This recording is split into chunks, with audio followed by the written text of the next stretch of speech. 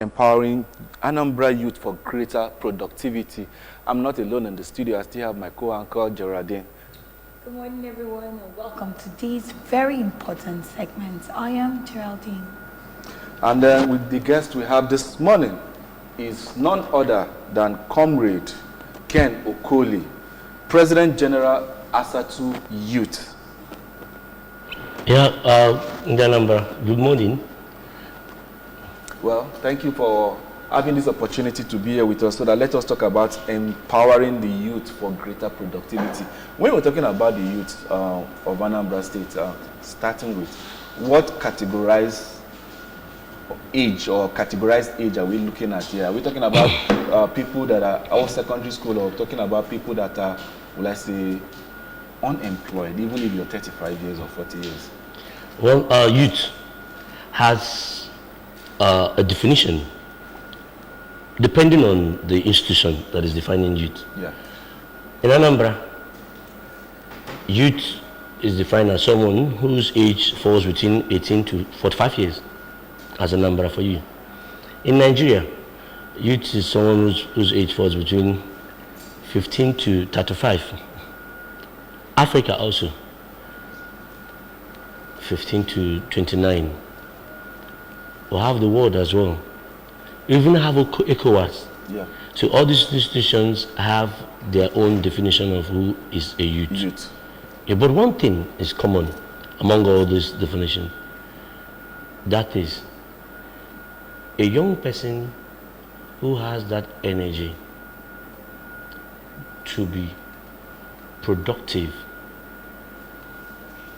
That is common in all this definition. So when you say, that's why some people who are older, they say youth is at heart because they still have the energy, feeling that they can still be part of what youth do. So that's the thing. Well, going by the mantra of this present administration, which is making Anambra a prosperous homeland, you understand? And livable, you understand?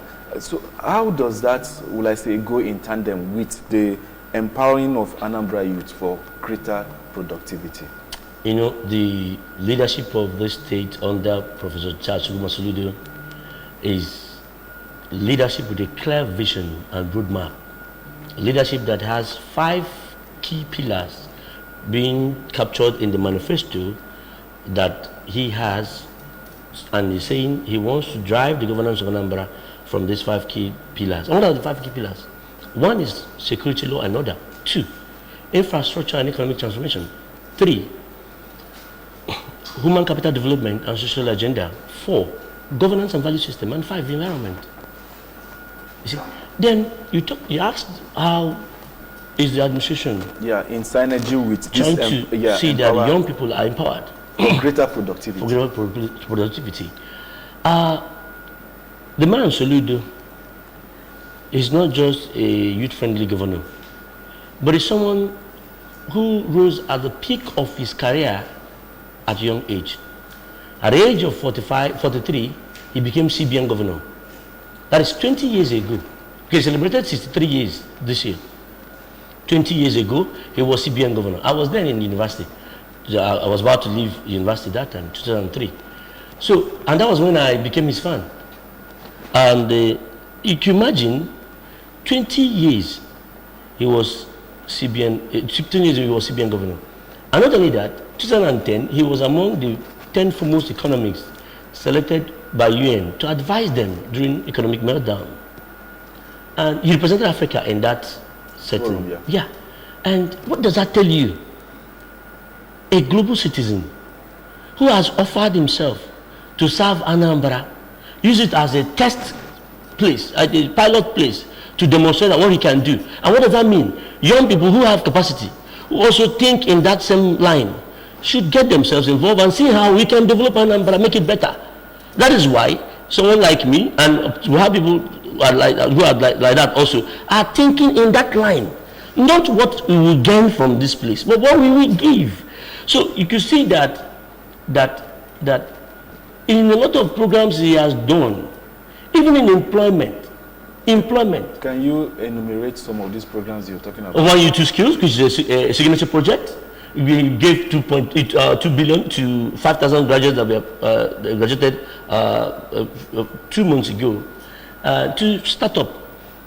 Then you have SID, Solution Innovation District, which is handled by the Solution Business SPAT, to him, Chinwe Kuli. 20,000 people have been trained. Then currently 3,000 persons are going on tech skill at the moment. And then you see 5,000 teachers. Because it's not only saying, you know one thing about that, it's not only saying that you want quality education by giving free education. It's not enough to give free education to young people, to children and youth. Kids, but how far about the quality of the teachers? Because an average person today in this state or in this country wants his or her child to go to private school. And that is a definition of who belongs to any class. So any child that is going to public school is seeing that the parents cannot afford a private school. So he made it available that it's going to be free.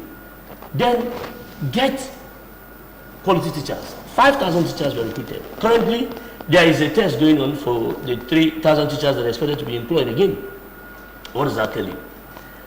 It tells you that a man who is not just intentional, but deliberately pushing his intentions to come to play in this state. Okay, so this empowerment for youth in Anambra, is it basically for youths that are from Anambra or any youth at all that is based in Anambra? Wow, this is a good question. And some people are thinking that way also, thinking that it's just Anambra indigenous. Let me tell you, the policy of the state government, as long as I'm concerned, because I'm fully involved, is any young person who is living in Anambra, okay, and also in our association, Asset Youth, any youth, whether you're from Anambra or outside Anambra, you are a member of Asset Youth. So does that qualify corpers? What are you talking about? Even because they are on primary assignment, 1 year they are gone. So how do they be part of this? And yet after 1 year, actually that was one of our major challenge from joining the 1U2 skill, because we could not merge, our primary place of assignments and also going for the training. Let me tell you, there's a young girl called Tosin.